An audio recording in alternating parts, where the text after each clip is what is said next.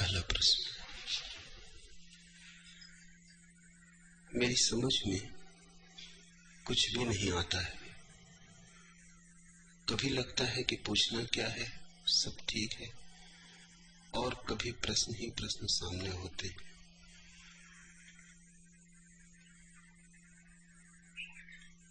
समझ की बहुत बात भी नहीं, समझने का बहुत सवाल भी नहीं। जो समझने में ही उलझा रहेगा, ना समझ ही बना रहेगा। जीवन कुछ जीने की बात है, स्वाद लेने की बात है। समझ का अर्थ ही होता है कि हम बिना स्वाद लिए समझने की चेष्टा में लगे, बिना जिए समझने की चेष्टा में लगे। बिना भोजन किए भूख न मिटेगी। समझने से कब किसकी भूख मिटी? और भूख मिट जाए तो समझने की चिंता कौन करता है?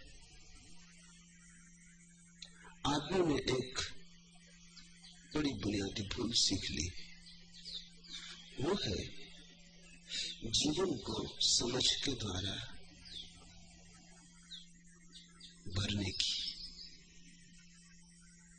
जीवन कभी समझ से भरता नहीं, धोखा पैदा होता है। प्रेम करो तो प्रेम को जानोगे, प्रार्थना करो तो प्रार्थना को जानोगे। अहंकार की सीढ़ियां थोड़ी उतरो तो निरअहंकार को जानोगे। डूबो मिटो तो परमात्मा का थोड़ा बोध पैदा होगा। लेकिन तुम कहते हो पहले हम समझेंगे,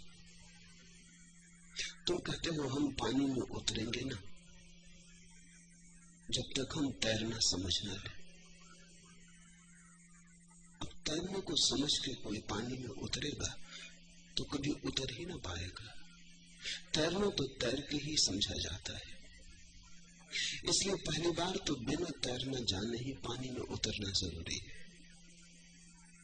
खतरा है, पर जो खतरा मोल लेते हैं वे ही समझ के मोतियों को निकाल लाते। तुम बिना खतरे को समझने की, बिना खतरा लिए समझने की कोशिश कर रहे हो।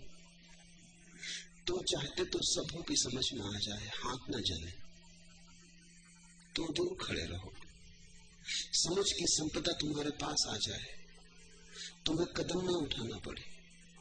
तुम शब्दों से अपने को भर लेना चाहते हो, वही चूक हो रही।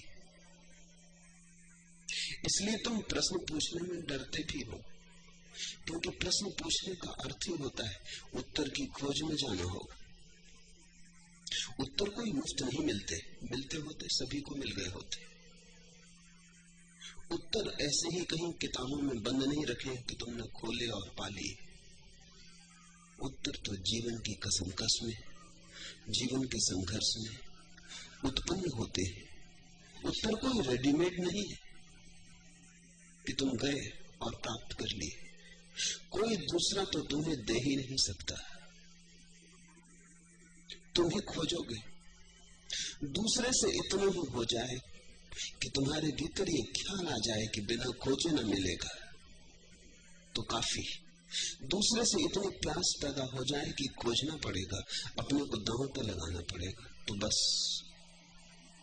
बुद्ध पुरुषों से प्यास मिलती है, बुद्ध पुरुषों से उत्तर नहीं मिलते, प्रश्न करने की क्षमता मिलती। बुद्ध पुरुषों से प्रश्नों के हल नहीं होते, प्रश्नों को हल करने के लिए जीवन को दांव पर लगाने का अभियान मिलता है। इतनी बात भर तुम्हारी समझ में आ जाए कि समझने से कुछ न होगा तो समझ का काम पूरा हुआ। अन्यथा जब पूछने को सोचोगे तो कुछ पूछने जैसा ख्याल में ना आएगा। पूछने को क्या है? बुद्धि कहेगी सब ठीक, सब ठीक से काम मत चलाना। सब ठीक भी कुछ ठीक हुआ, सब ठीक तो बड़े बुझे मन की दशा है। कुछ भी ठीक नहीं। सब ठीक तो तुम कहते हो तभी जब कुछ भी ठीक नहीं होता और उसे तुम देखना भी नहीं चाहते। लीप पोत लेते हो, ढांक लेते हो। जब कोई तुमसे पूछता है कैसे हो, कहते हो सब ठीक है। कभी गौर किया इस सब ठीक के नीचे कितना गैर ठीक दबा है? औपचारिक है। इसलिए जब तुम पूछने को उठोगे, पाओगे पूछने को कुछ मालूम नहीं होता, सब ठीक है, लेकिन कुछ भी ठीक नहीं है। और हजार हजार प्रश्न तुम्हारे भीतर पल रहे। स्वाभाविक है प्रश्न पले।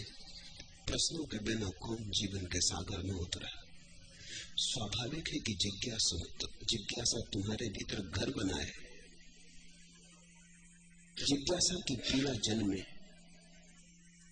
जिज्ञासा तुम्हें विक्षिप्त बना दे कि जब तक तुम सत्य को पा न लो संतोष न करो। फिर से तुमसे कहूं, पूछने में तुम डरते हो क्योंकि चलना पड़ेगा। इसे तुम भी भली भांति जानते हो, लेकिन तुम गजब के होशियार हो अपने को धोखा देने।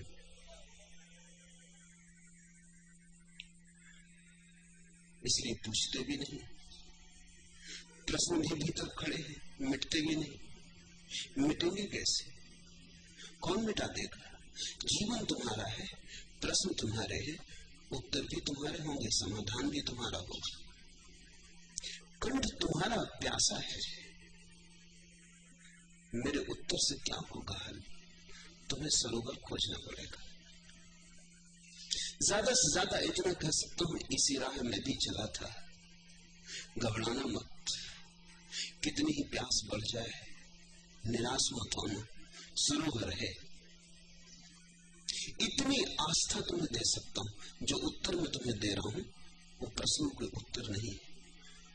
सिर्फ तुम्हारी कमजोर हिम्मत न हो जाए, तुम हिम्मत पस्त न हो जाओ। राह लंबी, सरोवर दूर है, मुफ्त नहीं मिलता, बड़ा कंटकाकीर्ण मार्ग है। भटक जाने की ज्यादा संभावनाएं हैं पहुंच न जाने की बजाय। करीब करीब आ गए लोग भी भटक गए, पहुंचते पहुंचते गलत राह पकड़ ली। पहुंच ही गए थे कि पड़ाव डाल दिया। 2 कदम बाद सरोवर था कि थक गए और सोचा कि मंजिल आ गई। आंख बंद कर लिए और सपने देखने लगे। इतना मैं तुमसे कह सकता हूं कि सरोवर है और सरोवर को पाने का तुम्हारा जन्म सिद्ध अधिकार है, पर खोजे बिना ये ना होगा। और खोज से इतना डर क्यों लगता है? क्योंकि खोज का अर्थ ही होता है अनजाने रास्तों पर यात्रा करनी होगी। खोज का अर्थ ही होता है नक्शे नहीं है हाथ में, नहीं तो नक्शों के सहारे चल लेते। राह पर मील के पत्थर नहीं लगे, नहीं तो उनके सहारे चल लेते। खोज जटिल है इसलिए कि तुम चलते हो, तुम्हारे चलने से ही रास्ता बनता है। रास्ता पहले से तैयार नहीं, राजपथ नहीं जिसमें भीड़ चली जाए। इसलिए तुमसे कहता हूं, धर्म वैयक्तिक है, संप्रदाय तुम्हें धोखा देता है राजपथ का। हिंदू चले जा रहे हैं, मुसलमान चले जा रहे हैं, तुम भी साथ संग हो लिए, बड़ी भीड़ जा रही है। लेकिन जो भी पहुंचा है अकेला पहुंचा है, याद रखना, भीड़ कभी पहुंची नहीं। जो भी पहुंचा है नितांत एकांत में पहुंचा है। जो भी पहुंचा है इतना अकेला पहुंचा है कि खुद भी अपने साथ न था उन पहुंचने के क्षण में। इतनी शून्य एकांत की दशा में कोई पहुंचा है कि खुद भी न था मौजूद। दूसरे की तो बात, और दूसरे की तो जगह ही न थी, अपने लिए भी जगह नहीं। जब खोजते खोजते तुम खो जाओगे तब खोज पूरी होती। जब खोजते खोजते तुम भूल ही जाओगे कि तुम भी हो। किसी क्षण में, किसी ऐसे विराट क्षण में जब तुम भी तुम्हारे साथ नहीं होते, उसी क्षण परमात्मा बरस उठता है। फिर तो नामों के भेद हैं, परमात्मा कहो, मोक्ष कहो, निर्वाण कहो, कैवल्य कहो, या कुछ भी न कहो।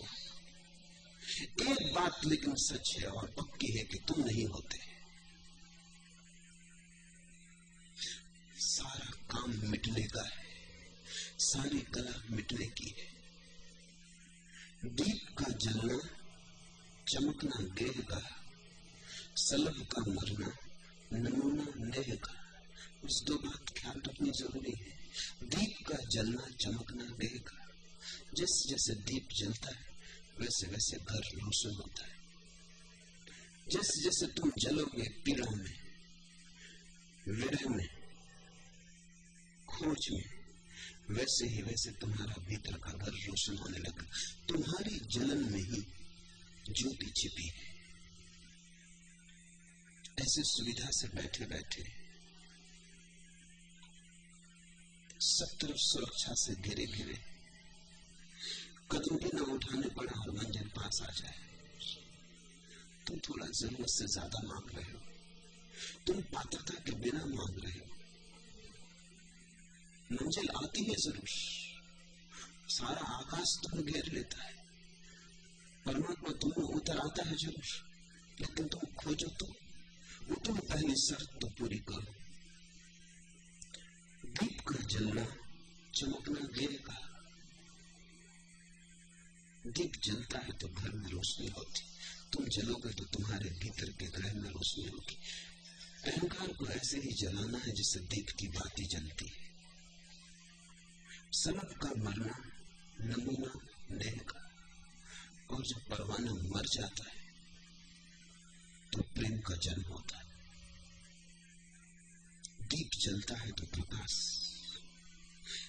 जब अहंकार जलता है, तुम जब जलते हो तो रोशनी, और तुम जब बिल्कुल मिट जाते हो, खो जाते हो, तो प्रेम, प्रभु, परमात्मा। प्रश्नों के उत्तर नहीं है, समाधान है। समाधान का अर्थ है तुम समाधि को पहुंचोगे तो। मैं तुम्हें इतने उत्तर देता हूं, भूल के भी ये मत सोचना कि कोई उत्तर तुम्हारे काम आ जाएगा। तुम पूछते हो, मैं देता हूं। न दूं तुम बुरा मानोगे, न दूं तो तुम मेरे पास रहने का कारण भी न पाओगे। मैं यहां चुप बैठा रहूं, तुम विदा हो जाओगे। मैं जो उत्तर दे रहा हूं वो केवल तुम्हें थोड़ी देर और अटकाए रखने को, थोड़ी देर और तुम पास बने रहो, थोड़ी देर और तुम इन प्रश्न उत्तर के खिलौनों से खेलते रहो। शायद ये समय का बीतना ही तुम्हारे बोध के जन्म के लिए कारण बन जाए। शायद खिलौनों से खेलते खेलते, प्रश्न पूछते पूछते, उत्तर लेते लेते तुम्हें भी दिखाई पड़ जाए कितने प्रश्न पूछे, कितने उत्तर पाए। प्रश्न तो वहीं का वहीं खड़ा है, उत्तर तो कोई मिला नहीं। तो शायद एक ऐसी घड़ी बोध की धीरे धीरे परिपक्वता में आ जाए कि तुम प्रश्न उत्तर के खिलौनों को छोड़ दो, आंख खोलो और जीवन की दिशा में बुद्धि मात्र से नहीं, अपनी समग्रता से अभियान पर निकल जाओ। मेरे उत्तर तुम्हारे काम नहीं पड़ेंगे, ये जान के तुम्हें उत्तर दे रहा हूं। जिस दिन तुम्हें भी ये समझ में आ जाएगा कि किसी और के उत्तर किसी दूसरे के काम नहीं पड़ सकते, उसी दिन यात्रा शुरू होगी। ये प्रश्न उत्तर तो यात्रा के पहले की चर्चा है। ये तो तुम्हें उलझाए रखने के लिए है। ये तो कि तुम कहीं उदास न हो जाओ, कहीं तुम्हारी आस्था खो न जाए। जैसे रात अंधेरी हो और हम कहानियां कहते, रात गुजार देने को। मुझे पता है सुबह करीब है, तुम कहीं सो न जाओ इसलिए कहानी कह रहा हूं। तुम जागे रहो तो सुबह तुम्हारी आंखों को भर देगी। तुम जागे जागे एक बार सुबह को देख लोगे तो तुम भी सुबह हो जाओगे। रात लंबी है, सो जाने का खतरा है। तुम्हें जगाए रखने की कोशिश कर रहा हूं। ये सारे प्रश्न उत्तर नहीं, तुम्हारी तरफ से तुम प्रश्न पूछते हो, मैं जो तुम्हें उत्तर देता हूं वो भी तुम सोच लेते हो उत्तर होगा। मेरी तरफ से तो कि तुम तैयार नहीं हो जीवन की यात्रा पर जाने के लिए, तुम अभी बुद्धि में ही उलझे हो। इसलिए बुद्धि की थोड़ी बात कर ले तो मेरे पास लोग आ जाते, वो कहते हैं कि आप जब बोलते हैं तब तो बड़ा आनंद आता है, लेकिन ध्यान करने में नहीं आता। मैं उनसे कहता हूँ फिक्र छोड़ो ध्यान की, तुम अभी सुने ही चलो, और सारी चेष्टा ये है कि तुम किसी दिन ध्यान करो, लेकिन और थोड़ी देर सुनो, शायद सुनते सुनते किसी दिन मन में ये ख्याल आने लगे कि चलो ध्यान भी करके देखें। मेरे पास लोग आते हैं, वो कहते हैं कि सुनते हैं आपको, पढ़ते हैं, लेकिन संन्यास का कोई भाव नहीं उठता। मैं कहता हूं फिक्र छोड़ो संन्यास की। हालांकि सुनना समझना सब इसलिए है कि किसी दिन तुम इतनी गहनता से यात्रा पर निकलो कि अपने पूरे जीवन को रंग लेने की तैयारी हो। ये गहरिक रंग वस्त्रों का ही नहीं, ये गहरिक रंग तो प्रतीक है कि तुम अपने पूरे पूरे पूरे प्राणों को रंगने को तैयार हो गए, कि तुम पागल होने को तैयार हुए, कि दुनिया हंसेगी तो तुम सहने को तैयार हो गए, कि लोग समझेंगे कि कुछ तुम्हारा मस्तिष्क गड़बड़ होगा तो तुम इस पे भी हंसने को तैयार हो। ये तो सिर्फ इस बात का सूचक है कि अब तुम चिंता न करोगे कि लोग मत क्या कहते, लोग क्या कहते, क्योंकि जिसने फिक्र छोड़ी लोग क्या कहते वही केवल रास्ते पर चला है, और जिसने चिंता रखी इस बात की कि लोग क्या कहते, वो लोगों के हिसाब से ही चलता रहा। लोगों के हिसाब से अगर सत्य का रास्ता बनता होता तो सभी पहुंच गए होते। भीड़ निर्णायक नहीं, व्यक्ति निर्णायक है। लेकिन उनसे कहता हूं कोई फिक्र नहीं, छोड़ो संन्यास की बात, सुनते चलो। पास रहते रहते शायद बीमारी लग जाए, सत्य संक्रामक है।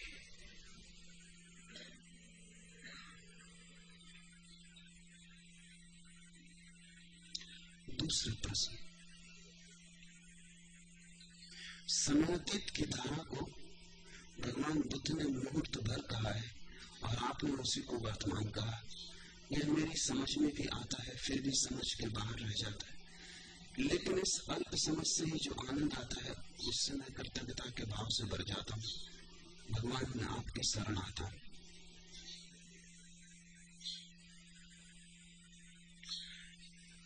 जिन्होंने भी जाना, जो भी जागे, उन सभी ने एक बात तो सुनिश्चित रूप से कही है कि सत्य समय की धारा के बाहर है, समयातीत है, कालातीत है। संसार है समय के भीतर, यूं कहो कि जो समय के भीतर है वही संसार है, जो समय के बाहर है वही मोक्ष।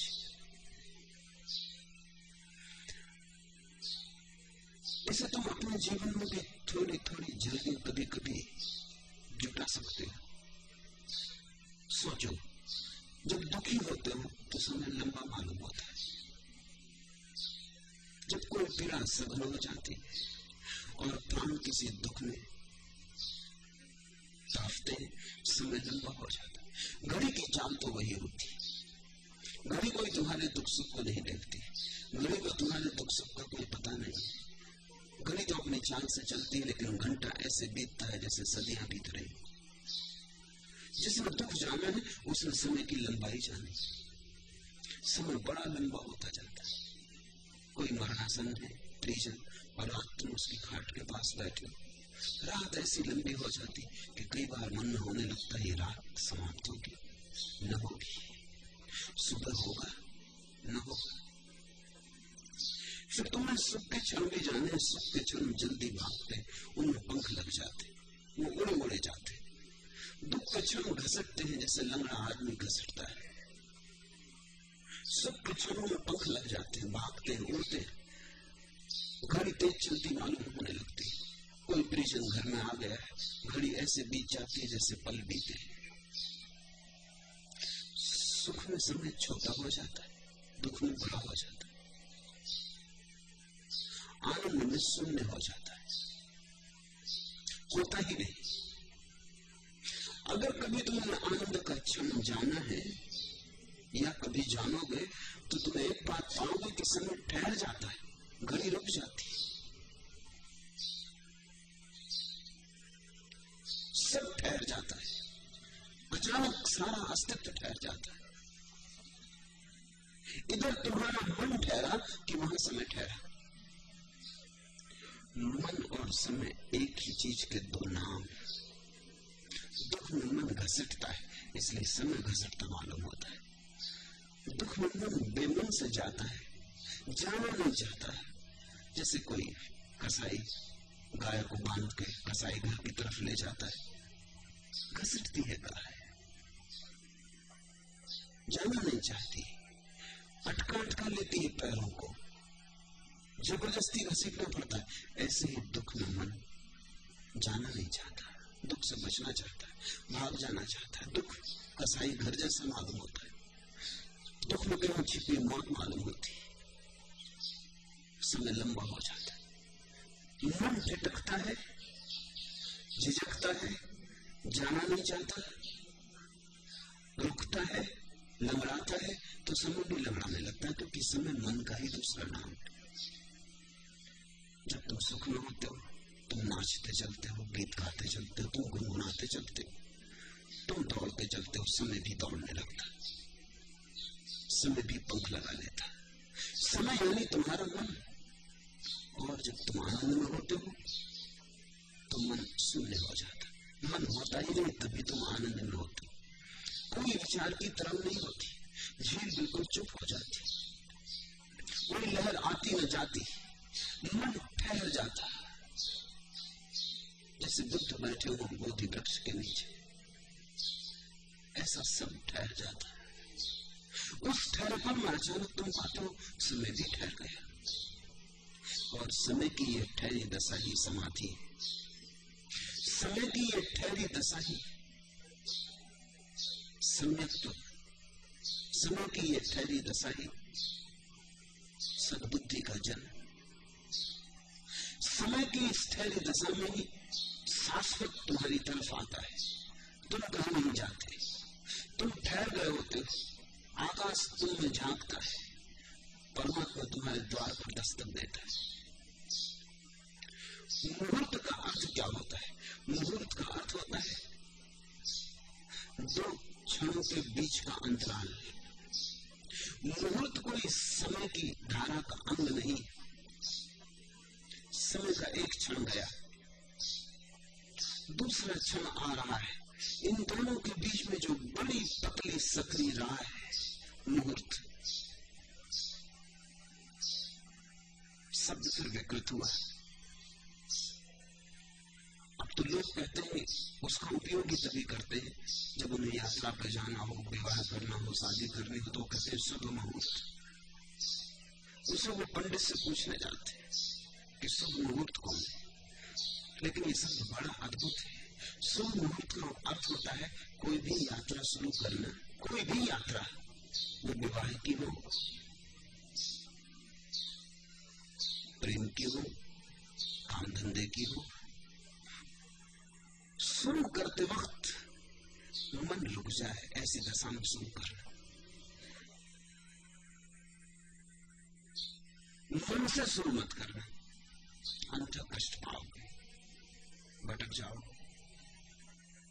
अमन की अवस्था में करना, शून्य से शुरू करना, तो शुभ ही शुभ होगा, मंगल ही मंगल होगा।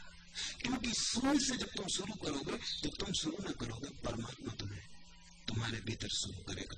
शुभ मुहूर्त का अर्थ बड़ा अद्भुत है, उसको ज्योतिषी से पूछने की जरूरत नहीं, ज्योतिषी से उसका कोई संबंध नहीं, उसका संबंध अंतर अवस्था से है, अंतर ध्यान से है। कोई भी काम करने के पहले कामना से ना हो,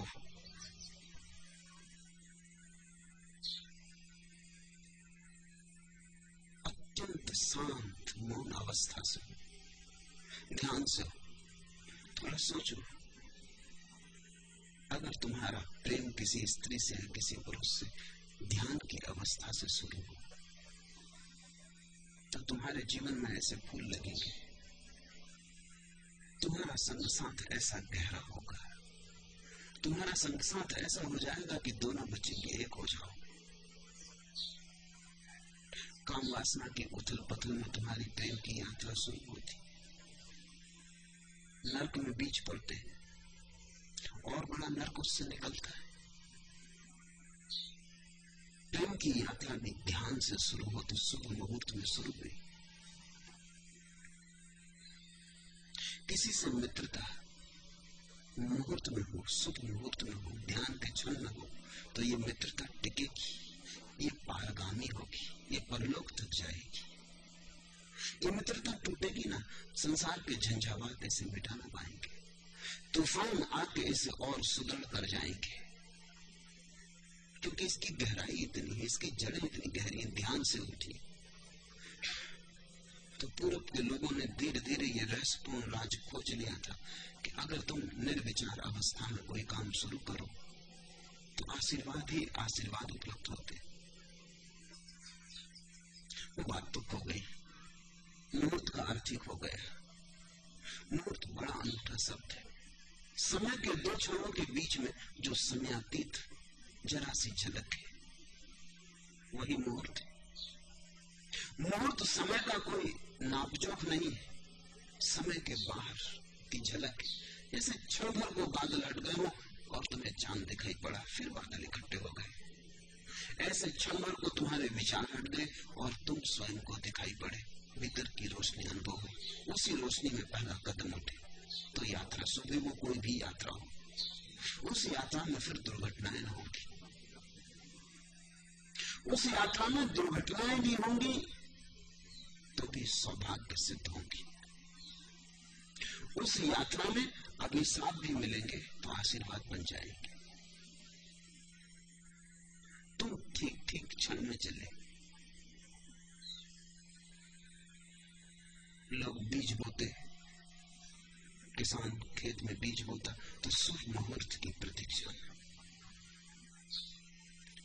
अब तो वैज्ञानिक भी कहते हैं कि बीज भी तुम्हारी भाव दशा से अनुप्राणित होता है। तुमने ऐसे ही लापरवाही से बो दिया तो तुम्हारी लापरवाही के निशान बन जाएंगे। तुमने बड़े प्रेम से बोया तो तुम्हारे प्रेम के निशान बन जाएंगे। अब तो वैज्ञानिक भी कहते हैं कि प्रेम से बोए गए बीज जल्दी पौधे बन जाते हैं। ऐसी उपेक्षा से बोए गए बीज जल्दी पौधे नहीं बनते। क्या जल्दी है, किसको प्रसन्न करना है? घृणा से बोए गए बीज अपंग रह जाते, पौधे जरा जीर्ण होते। अहोभाव से बोए गए बीज अनुभव करते हैं तुम्हारे प्रेम को भी, और शुभ मुहूर्त में बोए गए अर्थात ध्यान के क्षण में बोए गए, तब ये अन्न भी इन बीजों से पैदा होगा तो ब्रह्म होगा।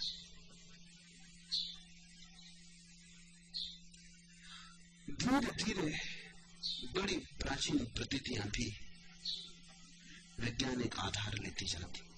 अब वैज्ञानिक कहते हैं कि भोजन बनाने वाले व्यक्ति की मनस दशा पर भोजन का गुणधर्म तय होता है। इस देश में तो हम सिर्फ ब्राह्मण से भोजन बनवाते थे। ब्राह्मण का अर्थ है जिसने ध्यान का रस जाना हो, जिसने मुहूर्त देखे हो। उसका कोई अर्थ ब्राह्मण घर में पैदा होने से नहीं, एक पावनता, एक पवित्रता से। ब्राह्मण भोजन बनाए इसका अर्थ यह है कि ध्यान से भोजन का कुछ संबंध जुड़ जाए, तो तुम एक और ही तृप्ति पाओगे उस भोजन से। उससे शरीर ही पुष्ट न होगा, उससे तुम्हारी आत्मा को भी बल मिलेगा। प्रेम से कोई भोजन बनाए, अहोभाव और आनंद से और उत्सव से कोई भोजन बनाए, गृहिणी गीत गुनगुनाते भजन गाते हुए भोजन बनाए, तो इस भोजन में हजार चीजें और बढ़ जाएंगी जो भोजन की नहीं, जिनका कोई संबंध भोजन से नहीं। ये तुम्हें बड़े गहरे तक एक पोषण देगा, ये जीवन में एक गहरी शांति भी लाएगा, एक तृप्ति भी लाएगा। लेकिन ऐसा अब होता नहीं। गृहिणी गाली देती रहती है, क्रोध से भुनभुनाती रहती है, क्रोध से बर्तन पटकती रहती है, प्लेटें टूटती रहती, उन्हीं के बीच भोजन बनता है। ये भोजन ज्यादा से ज्यादा शरीर को भी तृप्ति दे दे तो बहुत, उतनी भी आशा करनी ठीक नहीं। इस भोजन के साथ रोग जा रहा है, इस भोजन के साथ क्रोध जा रहा है, इस भोजन में लिप्त हुई गलत रोग में ऊर्जा जा रही है। ये भोजन जहर है, इसने अमृत का गुणधर्म खो दिया। फिर इस तरह पारस्परिक उपद्रव बढ़ते चले जाते। पति इस भोजन को करेगा, बेटा इस भोजन को करेगा, और ये रोग उसमें पलेंगे, और उन लोगों को पत्नी पर, मां पर फेंकेगा, और मां और क्रुद्ध होगी और परेशान होगी, और पत्नी और दुखी होगी और पीड़ित होगी, और ये सिलसिला दुष्ट चक्र बन जाएगा। शुभ मुहूर्त में सारे काम की शुरुआत हो। सुबह जब सोकर उठे कोई तो जल्दी ना करे, पहले ध्यान का सूत्र पकड़े, फिर पैर बिस्तर के बाहर निकाले, क्योंकि बिस्तर के बाहर पैर निकालना एक बड़ी यात्रा है। अब 24 घंटे फिर एक नया दिन शुरू हुआ, फिर नए संबंध बनेंगे, लोगों से मिलना होगा, हजार बातें होंगी, हजार घटनाएं घटेंगी। एक क्षण डुबकी लगा ले ध्यान में। इसलिए सारे धर्मों ने कहा है कि सुबह उठते ही प्रार्थना पहला करते हो, ताकि मुहूर्त सज जाए, फिर तुम चलो यात्रा कर, फिर कोई हर्जा नहीं। फिर धर्मों ने यह भी कहा कि दिन में भी कुछ पड़ाव बना लो, जैसे इस्लाम ने कहा कि 5 बार शुभ मुहूर्त को पकड़ लो। तो ऐसे अगर कोई 5 बार दिन में नमाज पढ़े, सच में ही पढ़े, ऐसा दोहरा ही ना रहा हो सिर्फ एक उपचार को, तो वो पाएगा हैरान होके कि संसार में रहते हुए भी संसार में नहीं, क्योंकि बार बार इसके पहले की संसार की धूल जमे वो फिर नहा लेगा, इसके पहले की संसार का उपद्रव उसे घेर ले और रुग्ण कर जाए, वो फिर ताजा हो जाएगा, फिर वो परमात्मा से शक्ति ले लेगा, फिर अपने भीतर झुक के एक डुबकी लगा लेगा, फिर प्रभा मंडित होकर, आनंद मंडित होकर वापस संसार में लौट आएगा। रात सोते वक्त फिर ध्यान के क्षण में ही सोना है, फिर क्षण भर को धागा पकड़ लो, दिन में कई बार खो गया होगा, उलझने हैं, चिंताएं हैं, हजार परेशानियां, कई बार धागा छूट गया होगा, फिर उसे पकड़ लो, क्योंकि रात फिर एक नई यात्रा शुरू होती है, स्वप्नों की, निद्रा की।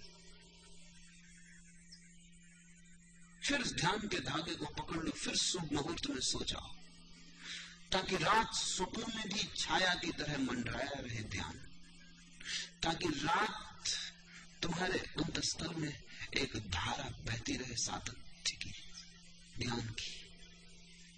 ऐसे हमने दिन और रात सबको ध्यान में अनस्युत किया था। मुहूर्त का अर्थ होता है कुछ भी शुरू करने के पहले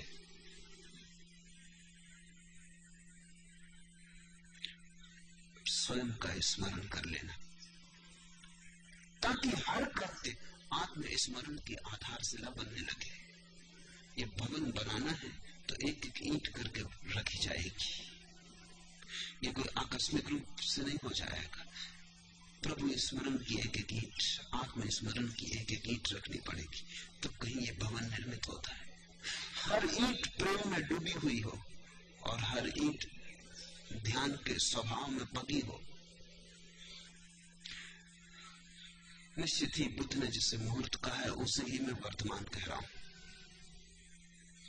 तो मुहूर्त को तो पकड़ ही ना पाओगे अगर वर्तमान को ही ना पकड़ पाए। वर्तमान में होना ही निर्विचार होना है, क्योंकि वर्तमान में विचार हो ही नहीं सकते। सोचने का अर्थ ही होता है या तो तुम पीछे का सोचने लगे या आगे का सोचने लगे। यहां और अभी सोचना कैसा, इसी क्षण में कैसे सोचोगे, क्या सोचोगे? अगर इसी क्षण में मौजूद हो गए तो सिर्फ मौजूदगी रह जाएगी, सोचना न रहेगा। सोचने की तरंग तो या तो पीछे की तरफ जाती या आगे की तरफ जाती, अभी और यही सोचने की कोई तरंग नहीं होती। इसलिए वर्तमान का अर्थ है ध्यान। 24 घंटे में जितनी बार हो सके वापस लौट के अपनी मौजूदगी को छू लेना।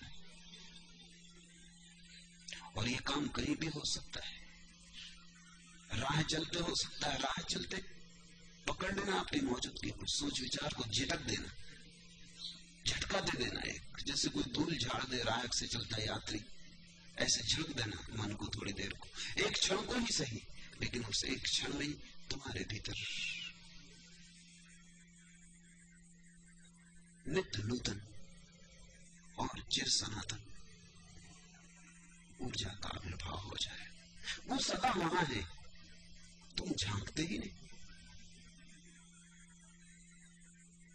तेरा कंदील है तेरा दिल, तू आप है अपनी रोशनाई।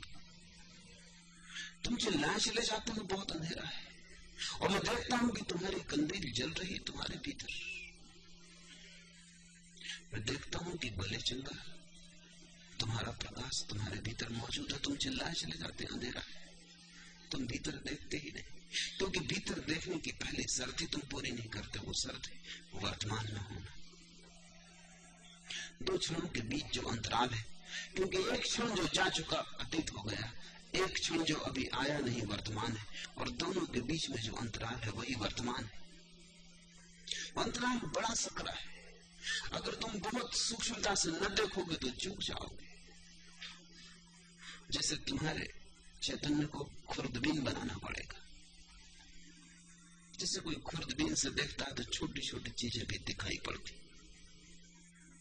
खाली आंख से दिखाई नहीं पड़ती। ध्यान के सब प्रयोग तुम्हारी चेतना को खुर्दबीन बनाने के प्रयोग है, ताकि तुम गौर से देख सको और छोटे से छोटी चीज भी दिखाई पड़ सके। वैज्ञानिक अणु पर पहुंच गए, परमाणु पर पहुंच गए। जैसे वैज्ञानिक ने सारी खोज की है पदार्थ की और परमाणु पर आ गया, वैसे ही संतों ने, योगियों ने, रहस्य के खोजियों ने, जिन्होंने अंतरतम की खोज की है, चैतन्य की खोज की है, वो मुहूर्त पर आ गए। वो दो पलों के बीच में जो छोटा सा अंतराल है उस पर आ गए।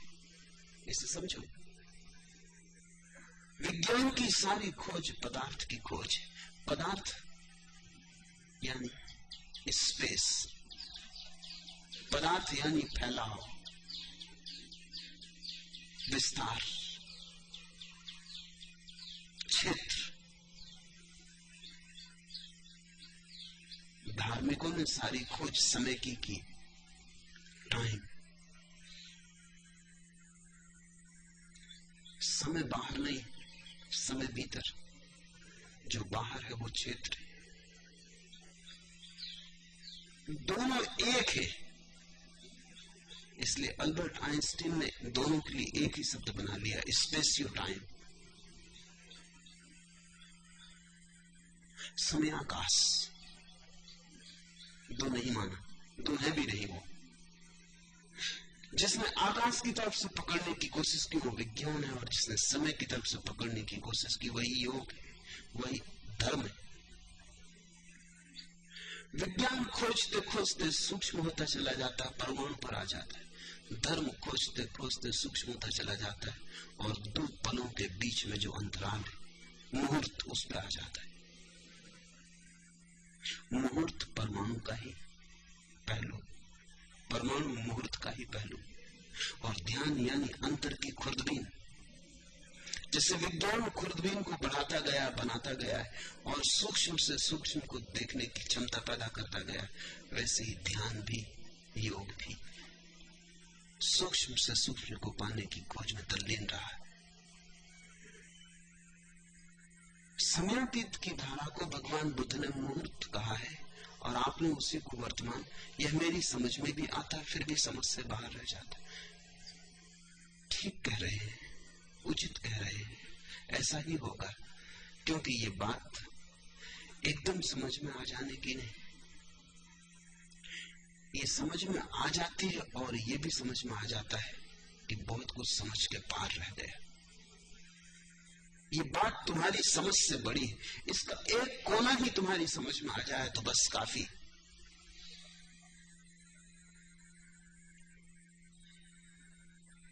तुम्हारी समझ इसका स्पर्श कर ले, स्पर्श मात्र, तो बस काफी। क्योंकि समझ बड़ी छोटी है, बुद्धि बड़ी छोटी है, सत्य बड़ी विराट है। यही सौभाग्य है कि इतना सा भी तुम्हारी पकड़ में आता।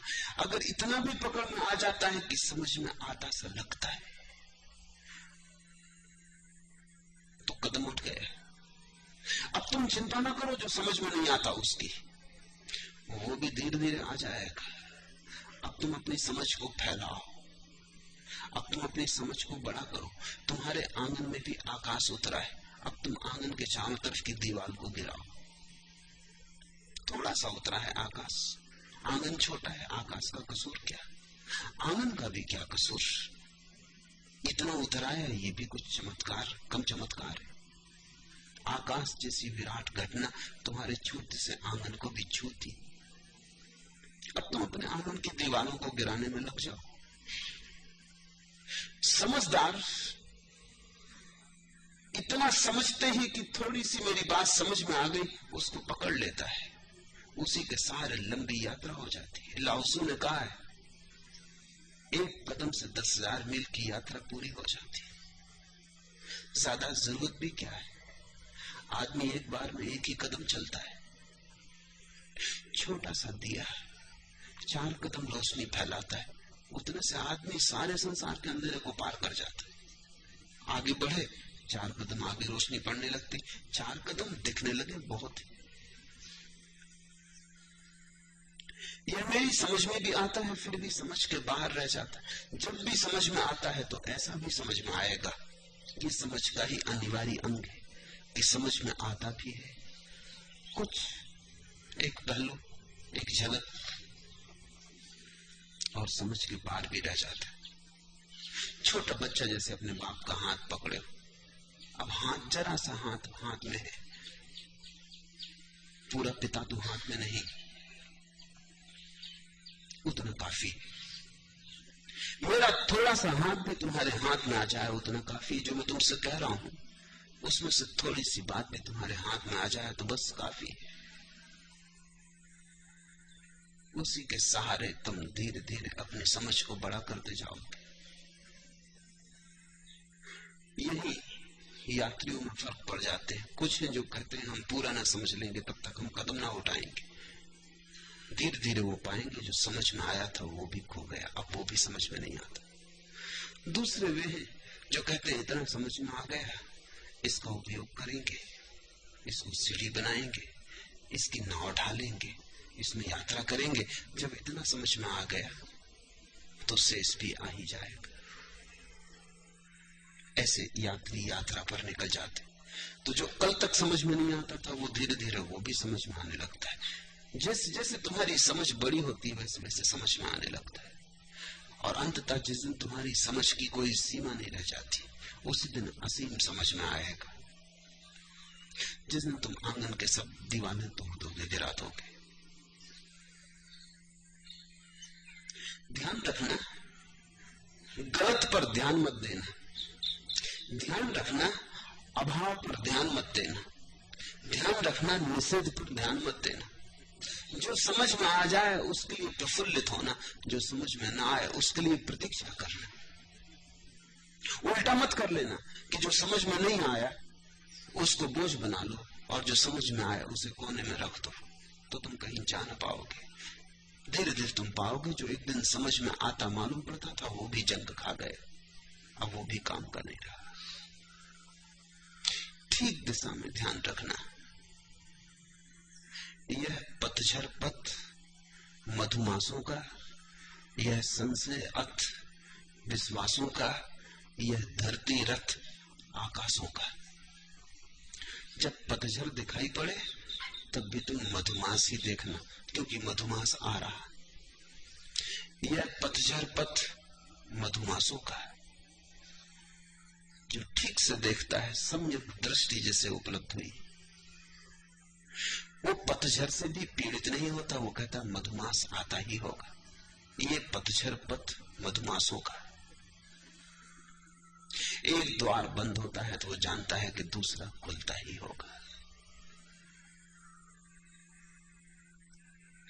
यह संशय अथ विश्वासों का, वो संशय में भी छिपी हुई विश्वास की खोज को पकड़ लेता है। असम्यक दृष्टि विश्वास से भी संशय ही पैदा करता है। सम्यक दृष्टि संशय में भी विश्वास के किनारे को पकड़ लेता। इसे थोड़ा समझने की कोशिश करो। तुम पे निर्भर है। तुम खड़े हो सकते हो गुलाब की झाड़ी के पास और कांटे गिन सकते हो, कांटे वहां हैं। और अगर तुम कांटों में बहुत उलझ जाओ, हाथ पैर लहूलुहान हो जाएं, तो तुम फूल को देख ही ना पाओगे। क्योंकि उस दुखद अवस्था में कैसा फूल, फूल सिर्फ एक रंगीन धब्बा मालूम पड़ेगा। शायद उस गुलाबी फूल में भी तुम्हें रक्त का ही दर्शन हो, क्योंकि तुम्हारे हाथ खून से भर गए होंगे और तुम्हारी आंखें क्रोध से भर गई होंगी और तुम्हारे मन में एक नाराजगी होगी कि इतने कांटे बनाने की जरूरत क्या थी। और जब इतने कांटे हैं तो तुम कैसे भरोसा करो कि फूल होगा? कांटों में कहीं फूल हो सकता है? फूल तो फूलों में होते हैं, कांटों में कैसे होंगे?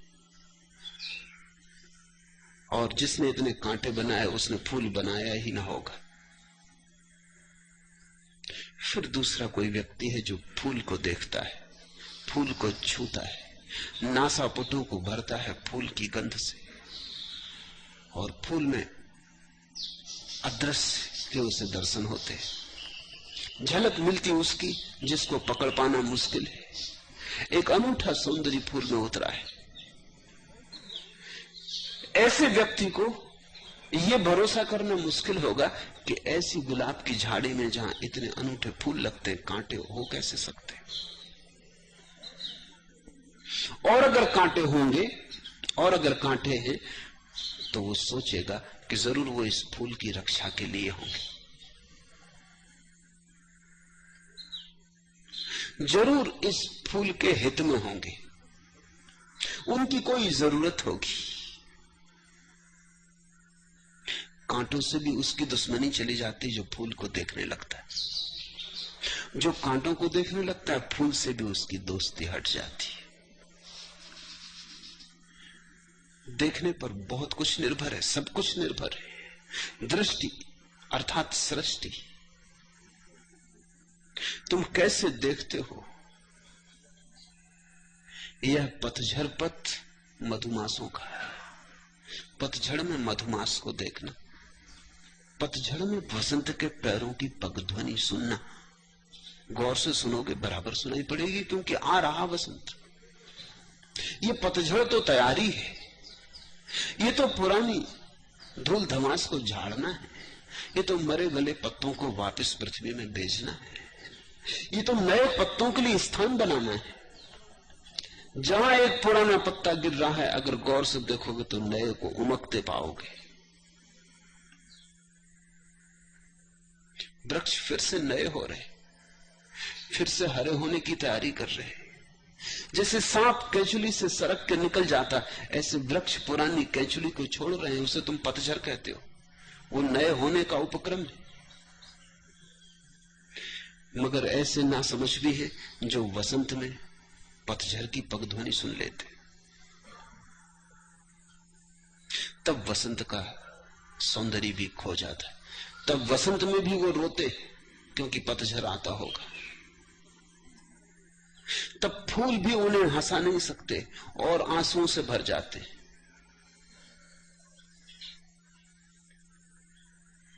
यह संशय अथ विश्वासों का। तुमने जिसे विश्वास जाना है अब तक, तुमने कभी गौर किया कहीं तुम उसके भीतर संशय को तो नहीं छिपाए हो? तुम मानते हो ईश्वर है, सच में माना है, या केवल एक संशय था और संशय को तुमने छिपा दिया? संशय पीड़ा देता है, चुभता है, खलता है। संशय बेचैन करता है। संशय के साथ जीना कठिन है। संशय के साथ उसी बिस्तर पे सोना कठिन है जिस पे तुम सोते हो। संशय डगमगाएगा, संशय रात की नींद छीन लेगा, तो तुम कहते हो ईश्वर है। लेकिन तुम्हारे ईश्वर है के नीचे संशय तो नहीं छिपा है। जहां तक मैं देखता हूं, अधिक विश्वासियों के विश्वास के नीचे संशय की राख है। संशय ही संशय के ढेर लगे। उनको उन्होंने छिपा लिया है विश्वास की परत में, क्योंकि इतना साहस नहीं कि उनका साक्षात्कार कर सके, और इतना साहस नहीं कि संशय को जी सके, हिम्मत नहीं है। इसलिए जवान आदमी विश्वास नहीं करता, थोड़ी हिम्मत होती, बूढ़ा आदमी विश्वास करने लगता है। मौत करीब आने लगी, अब संशय को ढांकने का वक्त आ गया। अब तो मानना ही पड़ेगा कि परमात्मा है, क्योंकि मौत करीब आती, हो या ना हो मान लेना हितकर है, लाभपूर्ण है। बूढ़ा हिसाब लगाने लगता है। इसलिए मंदिर मस्जिद बूढ़ों से भरे, वहां कोई जाता ही नहीं जब तक बूढ़ा नहीं हो जाता। वहां अगर तुम जवान को भी पाओगे तो तुम गौर से देखना वो किसी कारण बूढ़ा हो गया होगा, इसलिए वहां है, अन्यथा जवान किस लिए वहां होंगे। हम तो संशय को ढांकने के लिए ही विश्वास का उपयोग करते हैं, लेकिन सम्यक दृष्टि व्यक्ति अपने संशय में भी विश्वास को ही खोजता है। अगर तुम्हारे भीतर संशय उठता है कि ईश्वर नहीं, ये इसी बात का सबूत है कि तुम ईश्वर में उत्सुक हो। ये इसी बात का सबूत है कि तुम जानना चाहते हो कि ईश्वर है या नहीं। ये इसी बात का सबूत है कि तुम्हारे भीतर खोज के अंकुर फूट रहे हैं। तुम्हारा संशय तुम्हारे विश्वास की खोज है, तुम विश्वास की खोज कर रहे हो। तो जो समझदार है वो अपने संशय में भी विश्वास के पहली पगध्वनियां सुनता है, पतझड़ में भी मधुमास का आगमन अनुभव करता है। जो नासमझ है वो अपने विश्वास में भी संशय को छिपाए बैठा रहता है। उसके मंदिर में भी धोखे, उसकी नमाज, उसकी प्रार्थना, इबादत के भीतर सिवाय भय के और कुछ भी नहीं। वो लोगों से कहता है भय बिन होए न प्रीति। वो समझाता है कि तो भय से हो रहा है सब। उसका परमात्मा भी भय का ही साकार रूप है। यह धरती रथ आकाशों का, जो ठीक ठीक देखने की कला सीख लेता है वो संसार के विरोध में नहीं हो नहीं सकता। संसार में भी जगह जगह वो परमात्मा के हस्ताक्षर पाता है। इधर फूल खिला, उधर उसके भीतर कोई परमात्मा की गंध आई। इधर एक बच्चा जन्मा, उधर उसके भीतर कुछ चैतन्य का जन्म हुआ। इधर एक व्यक्ति मरा कि उसके भीतर ये बोध आया कि ये सब जो बाहर दिखाई पड़ता है क्षणभंगुर। इधर एक सम्राट गिरा, उधर उसकी महत्वाकांक्षा गिरी।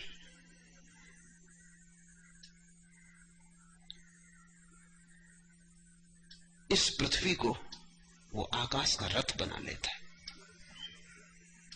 यह धरती रथ आकाशों का। इस पृथ्वी के प्रति वो ऐसा अनुभव नहीं करता कि निंदा, पाप, नरक, घृणा। इस पृथ्वी पर भी वो अनुभव करता है आकाश की यात्रा चल रही, और निश्चित ही पृथ्वी आकाश में घूम रही। महायान है ये। इससे तेज यान अभी हम नहीं बना पाए, शायद कभी बना भी ना पाएंगे।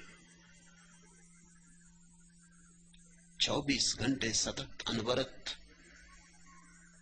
अहिर्निश ये यान चल रहा, आकाश की परिक्रमा चल रही। संसार निर्वाण की खोज है, पृथ्वी आकाश की तलाश है। पदार्थ भी चैतन्य होने की यात्रा पर है। चट्टान को भी नमस्कार करना। कभी तुम चट्टान थे, कभी चट्टान भी तुम जैसी हो जाएगी।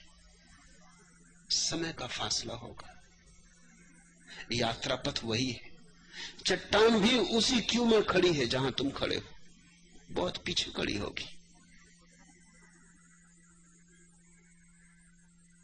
जीवन सतत विकास है, यहां विरोध किसी चीज में नहीं। दुकान भी मंदिर के रास्ते पर पड़ती, और काम वासना में भी प्रेम के बीच छिपे। और प्रेम में प्रार्थना के बीच छिपे और प्रार्थना में परमात्मा के बीच छिपे। स्मरण रहे कि जीवन को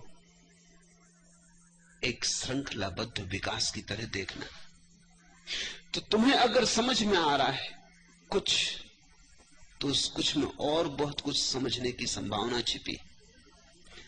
जो समझ में नहीं आ रहा उसकी फिक्र मत करना, क्योंकि वो बहुत बड़ा है जो समझ में नहीं आ रहा। अगर उस पर तुमने चिंता की तो तुम घबरा के बैठ जाओगे।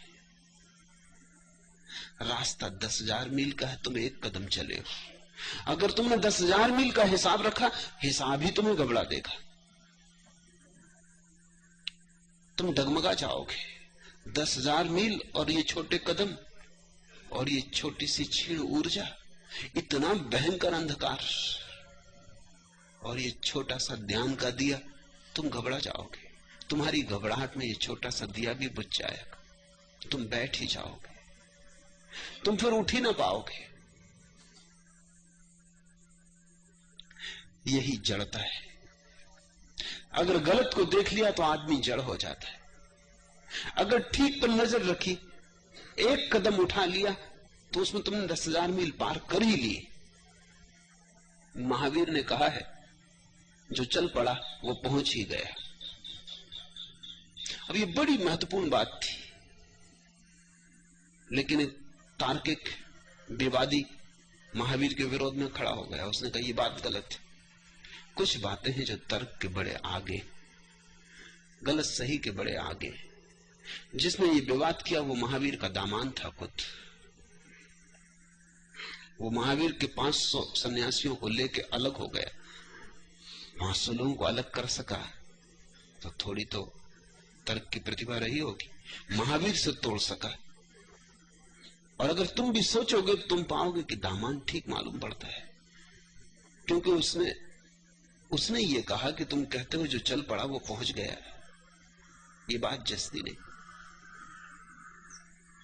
क्योंकि चल के भी कोई रुक सकता है, चल के भी कोई रुक सकता है, इसलिए पहुंचने का क्या पक्का है।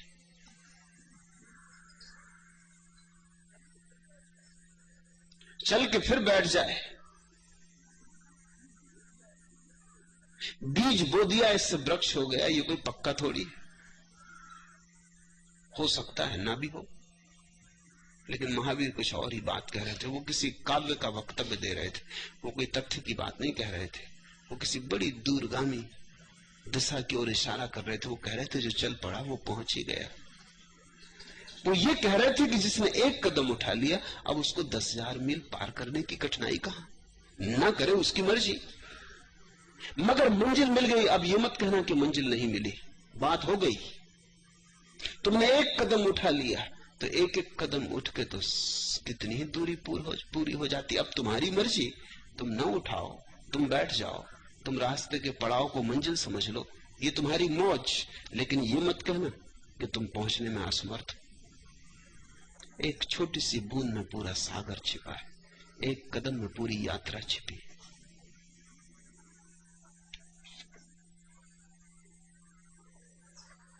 तीसरा प्रश्न, आप अक्सर असुरक्षा की बात करते हैं और मैं सुरक्षा ढूंढता फिरता हूं। कृपया अपनी असुरक्षा की बात हमें अच्छी तरह समझाएं।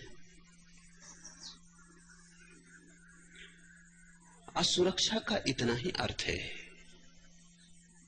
कि जहां तुम हो वही तुम्हारे होने की नियति न बन जाए।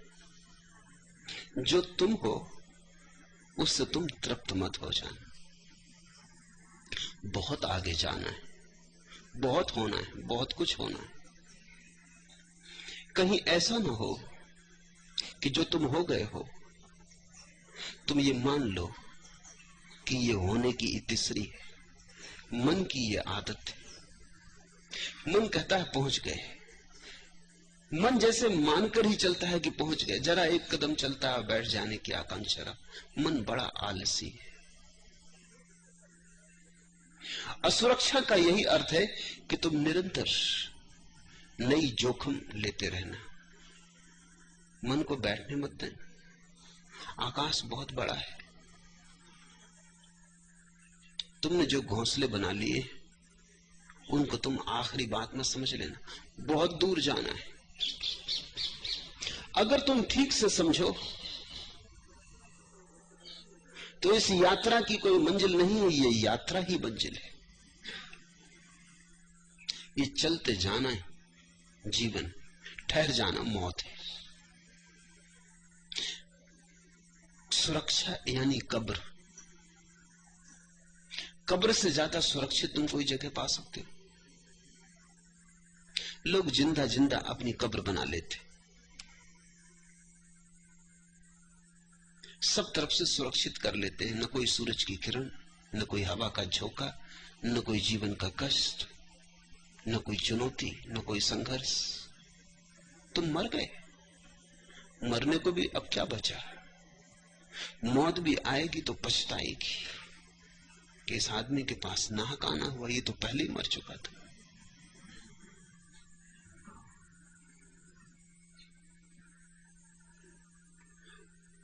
जीवंत होने का अर्थ है चुनौती ताजी रहे, रोज नए की खोज जारी रहे, क्योंकि नए के खोज में ही तुम अपने भीतर जो छिपे हैं स्वर, उन्हें मुक्त कर पाओगे। नए की खोज में ही तुम नए हो पाओगे। जैसे ही नए की खोज बंद होती कि तुम पुराने हो गए, जराजीर्ण हो गए, खंडर हो गए। एक क्षण को रुकती है नदी की धार और गंदी होनी शुरू हो जाती। पवित्रता तो सदा बहते रहने का नाम है।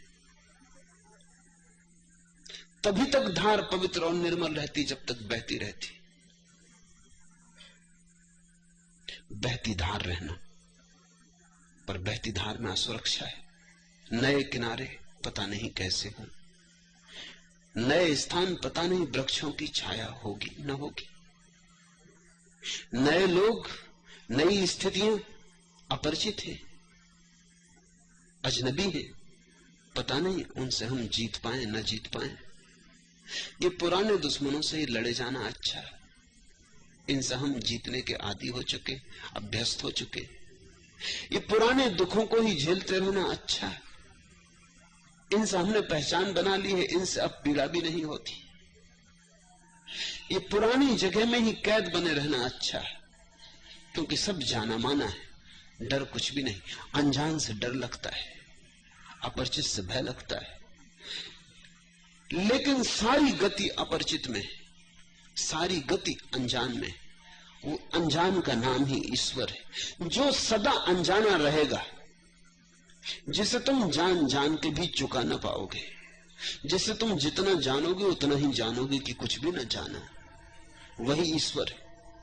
ईश्वर कोई व्यक्ति नहीं, कहीं बैठा नहीं, अब तक मर गया होता। कितना समय हुआ बैठे बैठे। ईश्वर अगर कोई व्यक्ति होता तो कभी का मर गया होता। व्यक्ति तो मरेंगे ही। थक गया होता, ऊब गया होता। थोड़ा सोचो भी उसकी मुसीबतें। तुम तो सोच लेते हो व्यक्ति है, आकाश में बैठा है, दुनिया चला रहा है। एक दुकान चलाते चलाते तुम ऊब जाते हो, पागल हो गया होता।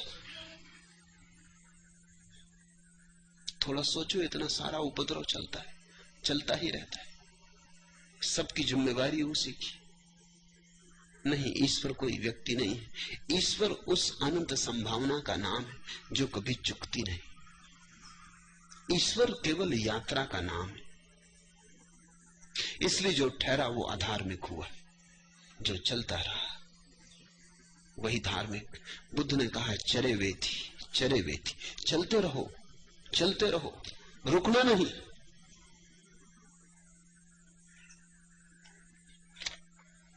सितारों से आगे जहां और भी हैं, अभी इसके इम्तिहान और भी हैं। कनात न कर आल में रंग और बू पर, चमन और भी, आसियां और भी हैं।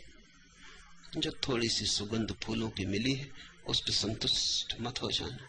कनात न कर, संतोष मत कर लेना।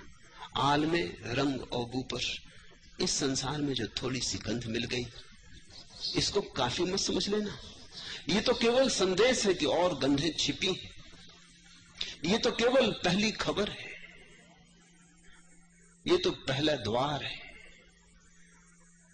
अभी तो पूरा महल बाकी है, और ये महल ऐसा जो कभी चुकता नहीं। चमन और भी, आसियां और भी है। अगर खो गया एक नसेमन तो क्या गम, मकामाते आह और फुगा और भी है। अगर एक घर खो गया तो घबराना मत, बहुत और घर है। अगर एक घोंसला गिर गया तो घबराना मत, बेचैन मत हो जाना। तही जिंदगी से कहीं ये फजाएं, ये आकाश और जिंदगियों से भरे, खाली नहीं। तही जिंदगी से कहीं ये फजाएं, यहां सैकड़ों कारवां और भी हैं। इस एक यात्रा पथ को सब मत समझ लेना, इस यात्री दल को सब मत समझ लेना। यहां और बहुत यात्री दल हैं, अनंत अनंत रूपों में यात्रा चल रही है। तू साही है, परवाज है काम तेरा, तेरे सामने आसमां और भी है। तो दूर तक उड़ जाने वाला पक्षी है, घोंसले बना के रुक मत जाना। तेरे सामने आसमां और भी है। इसी रोज और सब में उलझ कर न रह जा, इसी रात दिन के चक्कर में उलझ के समाप्त मत हो जाना कि तेरे जमान और मकान और भी, और बहुत खोज बाकी है। सितारों से आगे जहां और भी, अभी इसके इम्तिहान और भी। मैं जो तुमसे कहता हूं असुरक्षा के लिए, उसका कुल इतना प्रयोजन है कि मन की आदत है सुरक्षा को बना के उसी आसिया में, उसी घर में छिप रहने की, सुरक्षा की कब्र बना लेने की। नए से मन डरता है, अपरिचित से भयभीत होता है, अनजान से बचता है। इसलिए तुम हिंदू हो तो तुम रोज मंदिर चले जाते हो, कभी मस्जिद भी जाया करो। मस्जिद में भी कुछ घट रहा है, एक दूसरा यात्री दल। मुसलमान हो, मस्जिद में ही मत अटके रह जाना, मंदिर में भी कुछ घट रहा है, कोई और यात्री दल।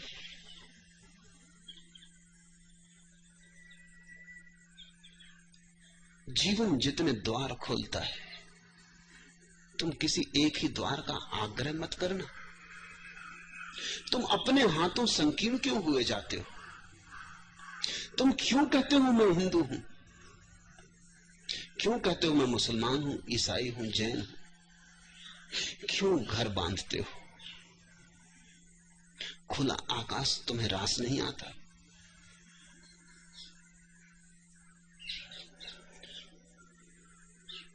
खुला आकाश तुम्हें घबराता है? तुम बिना सीमा खींचे अपने चारों तरफ बेचैनी अनुभव करते हो?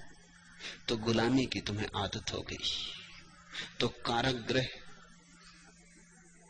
तुम्हारी आदत हो गई, तो कारागृह तुम्हारा नशा हो गया।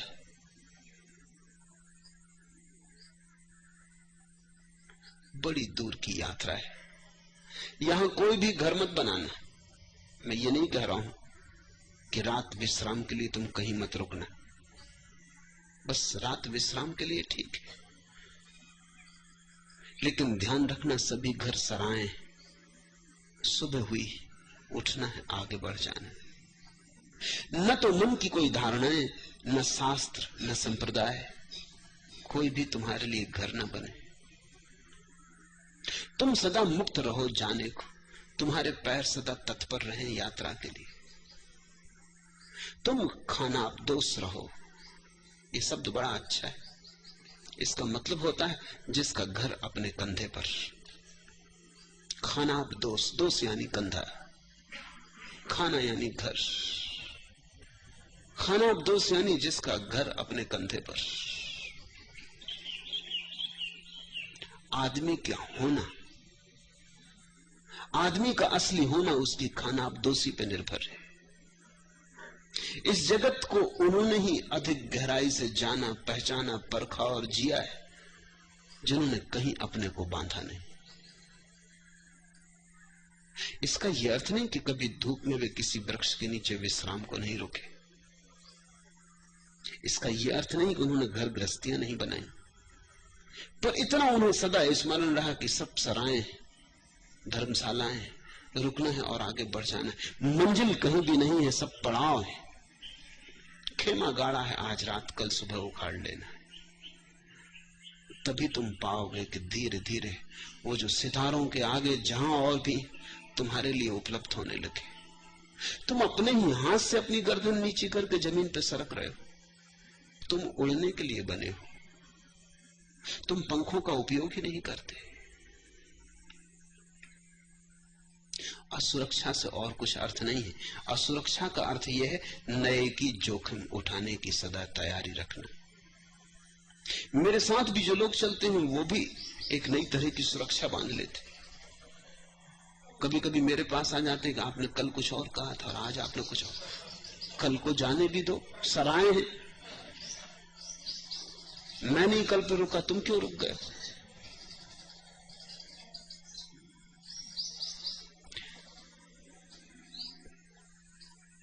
मेरे साथ चलना हो तो रुकना संभव नहीं। इसलिए कठिनाई होती है। बुद्ध जब जिंदा थे तो लोगों को कठिनाई थी साथ चलने में, क्योंकि ये आदमी पारे की तरह मुट्ठी बांधो बनता नहीं, बिखर जाता है। मर गए, फिर संप्रदाय बन गया। अब कोई झंझट न रही, बात खत्म हो गई, इति आ गई, पूर्ण विराम आ गया। अब तो बुद्ध गड़बड़ न कर सकेंगे। अब तो हमारी मुट्ठी में, अब शास्त्र बन सकता है। बुद्धत्व एक यात्रा है। बुद्ध के मरते ही तुम शास्त्र बना लेते हो, संप्रदाय बना लेते हो। बुद्धों के साथ चलना कठिन, लेकिन उनकी पूजा करना आसान। उनके साथ होना कठिन, उनके पैर में पैर मिला के चलना कठिन, क्योंकि तुम्हारी आदत घर बनाने की और उनकी आदत घर बिगाड़ने की।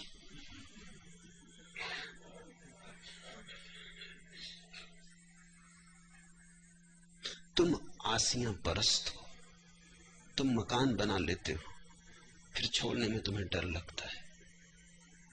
तुम कहते हो कल आपने ये कहा था, कल गया, गंगा का कितना जल बह गया। गंगा से नहीं कहते कि कल कुछ बात और थी, आज कुछ बात और है। सूरज से नहीं कहते कि कल कुछ और तरह के बादल घेरे थे तुम्हारे पास, आज कुछ और है।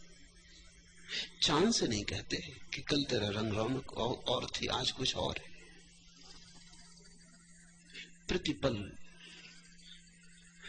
जो वस्तुतः जीता है तुम उसे बदलता हुआ पाओगे। पत्थर पड़े रह जाते हैं अपनी जगह, वृक्ष तो न पड़े रह जाएंगे, उठते हैं। वृक्ष खड़े रह जाते हैं अपनी जगह, पशु पक्षी तो न रह जाएंगे। मैंने सुना है एक सेक्शिल्ली ने एक दुकान से मिठाई खरीदी, रुपया दिया, 8 आने वापस चाहिए थे लेकिन फुटकर न थे, तो दुकानदार ने कहा कल सुबह ले लेना। उस सेक्शिल्ली ने चारों तरफ देखा, उसने कहा पक्का कर लेना जरूरी, कहीं बदल जाए, कोई स्थिर चीज खोज लेनी चाहिए। उसने खोज ली, दूसरे दिन सुबह आया और दुकानदार से कहा कि मुझे पहले ही पता था, 8 आने के पीछे गजब कर दिया तुमने। उस आदमी ने पूछा क्या मामला है? उसने कहा 8 आने वापस लौटा और 8 मिठाई खरीदी थी। उसने कहा तुम होश में हो? ये नाईवाड़ा है, यहां मिठाई कैसी? उसने कहा मुझे रात ही सब था, मगर 8 आने के पीछे ये मैंने न सोचा था तुम धंधा ही बदल दो। मगर मैं भी होशियार हूं, देखा नहीं सांड जहां बैठा है वहीं के वहीं बैठा है। रात ही मैंने ख्याल कर लिया था, कोई चीज देख लो जिसको तुम धोखा न दे पाओ, ये सांड यहीं बैठा था। मैं देख गया था सांड वहीं बैठा है। रात में सांड हट गया, सांड जीवित है। जो रुक गए हैं जैन होकर, बौद्ध होकर, ईसाई होकर, उन्हें पता नहीं कि जिस दुकान से मिठाई मिली थी वो दुकान अब वहां नहीं, नाई बाड़ा है। मुर्दा शब्दों में अटके रह गए। जहां बुद्ध पुरुष थे अब वहां सिर्फ उनकी अस्थियां पड़ी, अब वहां कुछ भी नहीं। अब तुम राख की पूजा करते रहो। मैं जानता हूं तुम्हारी तकलीफ, तुम आसियां परस्त हो। तुम चाहते हो मैं तुम्हें कुछ बंधी हुई धारणा दे दूं और तुम झंझट से छूटो और तुम अपना घर बना लो और तुम मजा फिर उसमें रहो। कहानियां होती ना, पुरानी कहानियां, ऐसा कहीं होता तो नहीं, कहानियों में लिखा होता कि राजकुमार ने राजकुमारी से शादी कर ली, फिर दोनों सदा सुख से रहे। ऐसा कहीं होता करता नहीं। मगर इसके आगे कोई कहानी नहीं जाती, क्योंकि फिर खतरा है।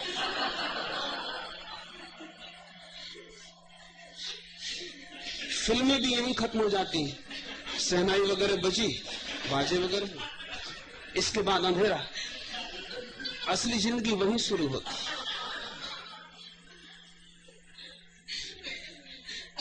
तुम तो चाहते हो कहीं तुम घर बना लो फिर सदा सुख से रहे। सदा सुख से रहने का मतलब होता है मरना। जीवन में तो रोज संघर्ष होंगे, चुनौतियां होंगी। जीवन तो रोज की विजय यात्रा है। रोज रोज कुरुक्षेत्र है जीवन का। और जिसने इसे समझ लिया फिर उसे कोई दुखी नहीं कर पाता। फिर हर दुख को वो अपने सुख में बदल लेता है और हर राह के पत्थर को सीढ़ी बना लेता है। एक बात सदा ध्यान रहे कि तुम रोज नए होते चले जाओ। एक बात सदा ध्यान रहे कि तुम्हारे ऊपर जंग इकट्ठी ना हो, विचारों की धूल ना जमे, शास्त्र तुम्हारे ऊपर बोझिल ना हो। तुम मुक्त रहो। जो मुक्त है वही मोक्ष पा सकेगा।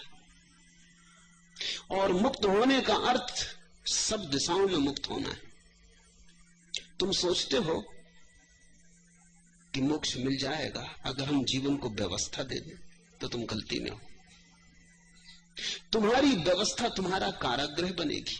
सुरक्षित रहोगे तुम, लेकिन मर चुके होगे। तो जिसे चुनना हो, चुनाव सुरक्षा असुरक्षा के बीच नहीं है, चुनाव सुरक्षा और जीवन के बीच है। सुरक्षा चुनी तो मौत चुनी, अगर जीवन को चुनना हो तो असुरक्षा चुननी पड़ेगी। असुरक्षा का अर्थ है हम रोज तैयार हैं, पता नहीं क्या होगा, पता नहीं कहां होंगे, पता नहीं कैसे होंगे, लेकिन अभी से फिक्र भी क्या करें। जब वो घड़ी आएगी तब हम होंगे और हम अपने पूरे जीवन से उस घड़ी का मुकाबला करेंगे। अपने पूरे जीवन से, अपने पूरे होश से उस घड़ी को सुलझाने की चेष्टा करेंगे, उस घड़ी के पार होने की चेष्टा करेंगे। अतिक्रमण जारी रहेगा। तब तुम एक दिन पाओगे कि ये सातत्य नए होने का, यही चिर जीवन, यही शाश्वत जीवन। एस धम्मो सनातनो। फजा नीली नीली हवा में सुरूर, ठहरते नहीं आसिया में तयूर। जब आकाश नीला नीला हो, फजा नीली नीली हवा में सुरूर और हवाओं में मस्ती हो और निमंत्रण हो, ठहरते नहीं आसिया में तयूर। तब घोंसलों में नहीं टिकते पक्षी जिनके पास पंख। अस्पतालों की छोड़ दो। अगर तुम्हारा घर अस्पताल नहीं, कारागृहों की छोड़ दो। अगर तुम्हारा घर कारागृह नहीं, ठहरते नहीं आसिया में तयूर। जिसके पास पंख है वो पंखों को तौलता है आकाश में। पंख और आकाश के बीच एक महत आकर्षण है। और ध्यान रखना, तुम ही नहीं हो कि जब तुम पंखों को खोलते हो तो प्रसन्न होते हो, आकाश भी प्रसन्न होता है। जिस दिन आकाश में कोई पक्षी नहीं उड़ते उस दिन आकाश की उदासी देखो। जिस दिन बगलों की कतारें आकाश को चीर जाती हैं रजत धार की भांति, उस दिन आकाश की प्रसन्नता देखो। जिस दिन पक्षी नहीं गाते उस दिन आकाश की पीड़ा देखो। जिस दिन पक्षी गाते उस दिन आकाश का नृत्य देखो। एक संवाद चल रहा है व्यक्ति में और समष्टि में, अणु में और विराट में, बूंद में और सागर में। एक निरंतर संवाद चल रहा है।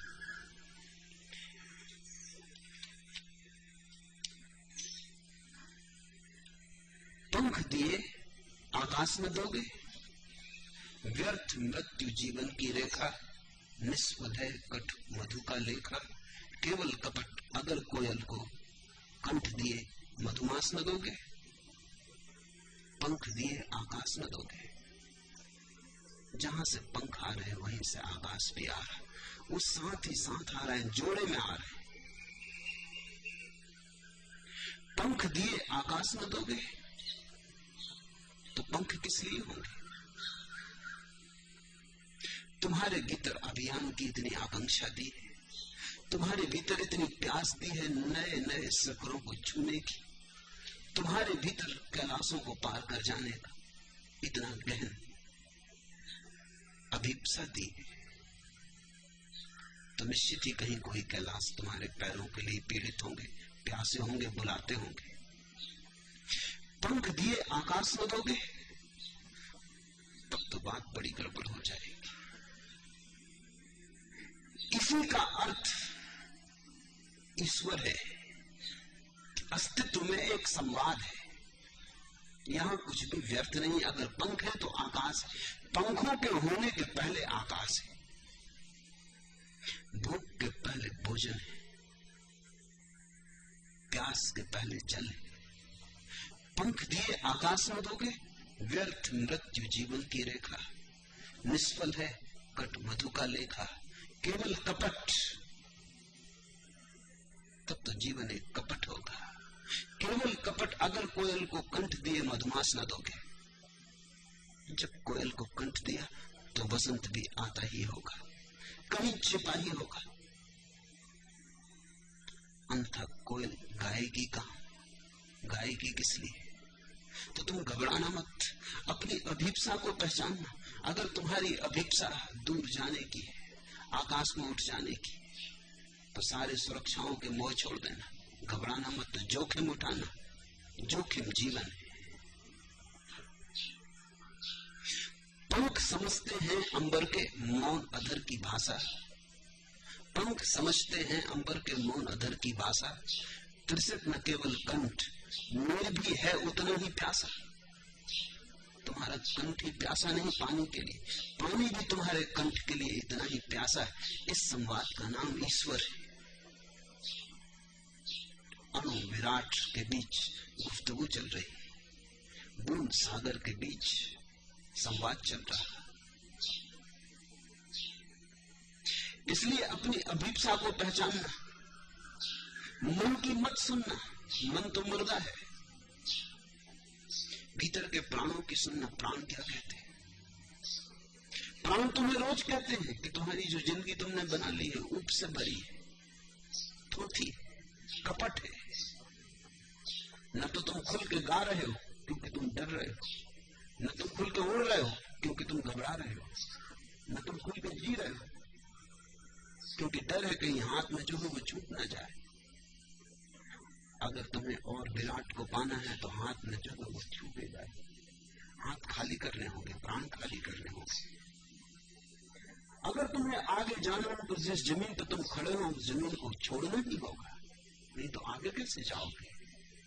अगर एक सीढ़ी चढ़ना है तो उस सीढ़ी से पैर उठा ही लेना होगा। माना कि जिस सीढ़ी पे तुम खड़े थे ज्यादा सुरक्षा थी, पता था कि सीढ़ी है, दूसरी सीढ़ी पता नहीं हो या ना हो। अभिप्सा का भरोसा करना।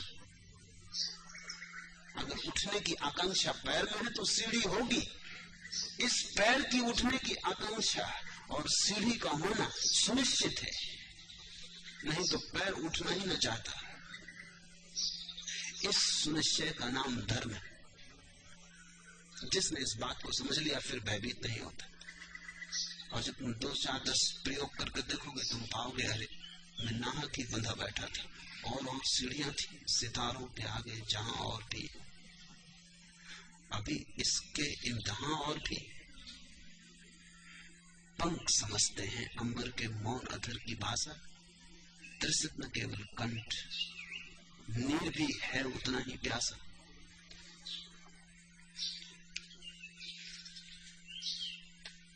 आखिरी प्रश्न, क्या यह सच नहीं है कि जब तक मनुष्य अधूरा अपूर्ण है तब तक जीवन के छंदराग उसका पीछा नहीं छोड़ेंगे?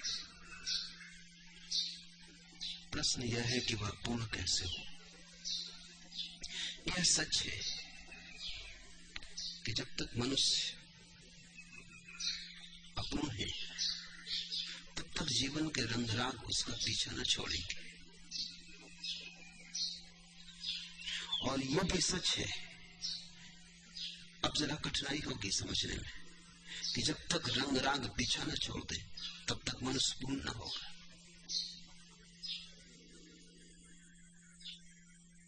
विरोधाभासी हो गई बात, मगर मजबूरी, तथ्य ऐसा ही है। असल बात ऐसी है कि तुम जैसे पूछो कि अंडा पहले या मुर्गी पहले। अगर मैं कहूं अंडा तो बात वहीं गलत हो गई, क्योंकि अंडा बिना मुर्गी का आएगा कैसे? कोई मुर्गी रखेगी तभी तो अंडा होगा। अगर मैं कहूं मुर्गी तो भी बात गलत हो गई, क्योंकि मुर्गी आएगी कैसे जब तक कोई अंडा न फूटेगा? मुर्गी प्रकट कैसे होगी? दार्शनिक सदियों से विचारते रहे अंडा पहले या मुर्गी, अभी भी विचारते। कोई सिद्ध करता है मुर्गी, कोई सिद्ध करता है अंडा। मैं तुमसे कहना चाहता हूं कि अंडा मुर्गी दो है, इस मान्यता में ही भ्रांति है। इसलिए उल्टा उलझा हुआ प्रश्न खड़ा हो गया, प्रश्न को देखने में ही भूल हो गई। अंडा और मुर्गी दो नहीं है, एक ही चीज के दो कदम। अंडा वो मुर्गी है जो होने के रास्ते पर है, मुर्गी वह अंडा है जो हो गया। अंडा और मुर्गी एक ही जीवन ऊर्जा के दो पड़ाव हैं। इसलिए जब तुम उनको बांट के पूछते हो कि कौन पहले, तब मुश्किल खड़ी हो जाती है। कौन पहले? अगर जीवन का छंद राग न छूटे तो तुम पूर्ण न होगे। अगर जीवन पूर्ण न हो तो छंद राग न छूटेगा। फिर करना क्या है? छंद राग को समझो। अंडे मुर्गे की व्यर्थ चिंता में मत पड़ो, छंद राग को समझो। जैसे जैसे तुम्हारी समझ जीवन के छंद और राग की, जीवन के भोग की गहरी होगी, वैसे वैसे छंद राग छूटेगा। वैसे वैसे साथ ही साथ युगपथ तुम्हारी पूर्णता उभरेगी। इधर छंद राग छूटेगा, उधर पूर्णता उभरेगी। ये एक ही घटना के दो पहलू हैं। जैसे तुमने पानी को गर्म किया, इधर पानी गर्म होने लगा, उधर पानी भाप बनने लगा। पहले पानी गर्म होता है 100 डिग्री तक, तब भाप बनता है, या पहले भाप बन जाता है तब 100 डिग्री तक गर्म होता है? नहीं, 100 डिग्री तक गर्म होते ही दोनों घटनाएं एक साथ घटती हैं, इधर पानी गर्म, उधर भाप। जैसे ही तुम्हारे जीवन के राग रंग की समझ गहरी होगी, समझ ही, कुछ और करना नहीं। तुम जो भी कर रहे हो ठीक ही कर रहे हो तुम्हारी दशा में। निंदा में मत पड़ जाना। निंदा इसलिए खड़ी हो जाती है कि तुमसे बड़ी दशा के लोग उसे व्यर्थ कहते। ये ऐसा ही जैसे छोटा बच्चा खिलौनों से खेल रहा है, तुम पहुंच गए और तुमने कहा क्या बेवकूफी कर रहा है, बंद कर, खिलौनों में क्या सार है। लेकिन तुम ठीक बात नहीं कह रहे। तुम्हारी अवस्था से खिलौनों में कोई सार न रहा, लेकिन बच्चे की अवस्था में सार है। और अगर बच्चे से जबरदस्ती खिलौने छीन लिए गए तो वो कभी इतना प्रौढ़ न हो पाएगा जबकि खिलौने व्यर्थ हो जाएं। अगर बच्चे से खिलौने समय के पहले छीन लिए गए तो खिलौनों की आकांक्षा भीतर बनी रह जाएगी, वो नए नए रूपों में प्रकट होती रहेगी। सोचो, छोटा बच्चा एक कार रखे बैठा और खेल रहा है, वो बड़ा हो जाएगा फिर भी कार से ही खेलेगा। अब कार बड़ी ले आएगा माना, मगर खेल जारी रहेगा। अब भी कार के प्रति वही पागलपन रहेगा जो छोटे बच्चे का खिलौने वाली कार के प्रति था, कोई भेद ना पड़ेगा। छोटे बच्चे गुड्डा गुड्डियों का शादी विवाह करवा रहे हैं, मत रोक, करवा लेने दो, नहीं तो राम सीता की बारात निकालेंगे, वो मानेंगे नहीं। राम सीता जरा बड़े साइज के गुड्डा गुड्डी, खेल जारी रहेगा। ज्यादा खतरनाक हो गया ये मामला। जो जिस स्थिति में है उस स्थिति में जो भी किया जा रहा है ठीक है। तुलना तब पैदा होती जब तुम दूसरी स्थिति के लोगों की बात सुन लेते हो तो झंझट खड़ी हो जाती। बुद्ध ने कह दिया सब व्यर्थ है, राग रंग, तुम मुश्किल में पड़े, तुम अभी बुद्ध नहीं हो। अभी राग रंग सार्थक था इसलिए तुम उसमें थे, अब ये बुद्ध ने एक अड़चन खड़ी कर दी। अब तुम्हारे सामने सवाल उठता है कि राग रंग छोड़े। मैं तुमसे कहता हूं छोड़ने की जल्दी मत करना, वहीं त्यागी भूल कर लेता है। समझने की कोशिश करना। बुद्ध कहते हैं ठीक ही कहते होंगे, ठीक मान मत लेना। बुद्ध कहते हैं ठीक ही कहते होंगे, गलत कहने का कोई कारण नहीं, क्योंकि बुद्ध तुम्हारी अवस्था से गुजर चुके हैं, तुमसे आगे जा चुके हैं, इन खेल खिलौनों में खुद भी रहे थे। इसलिए जो कहते हैं ठीक ही कहते होंगे, लेकिन ये बुद्ध का वक्तव्य है, तुम्हारा मत बना लेना। तुम तो समझने की कोशिश करना इस खेल को। इस खेल की समझ में ही तुम्हें धीरे धीरे दिखाई पड़ेगा कि बुद्ध ठीक कहते हैं। ये ठीक होना तुम्हारा अनुभव भी बन जाएगा। अचानक तुम पाओगे खेल खिलौने छूटने लगे, पड़े रह गए कोने में। एक दिन हर बच्चे के खेल खिलौने कोने में पड़े रह जाते। इसके पहले सो भी नहीं सकता था उनके बिना, रात भी छाती से लगा के सोता था। फिर एक दिन कोने में पड़े रह जाते, फिर कचरे घर में चले जाते, फिर याद भी नहीं आती। वर्षों बीत जाते, याद भी नहीं आती कि क्या हुआ उन खिलौनों का जिनके बिना सोना भी मुश्किल था।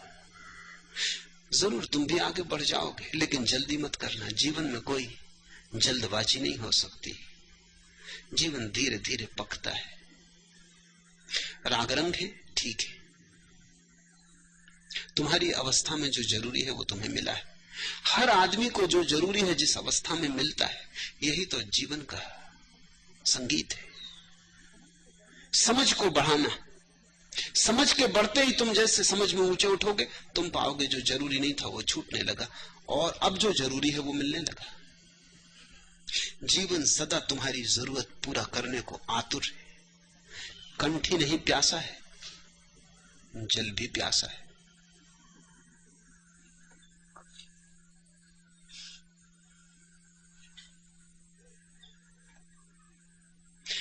एक ही बात ध्यान में रखने की है कि तुम जहां हो उस स्थिति को जितना सजग होकर जी सको उतना शुभ है।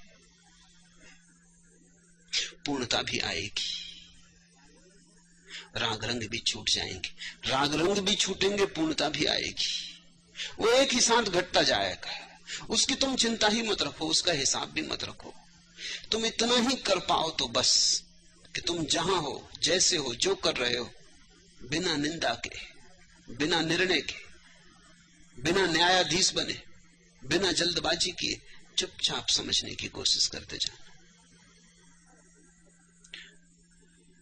हर अनुभव तुम्हारी समझ को गहरा जाए।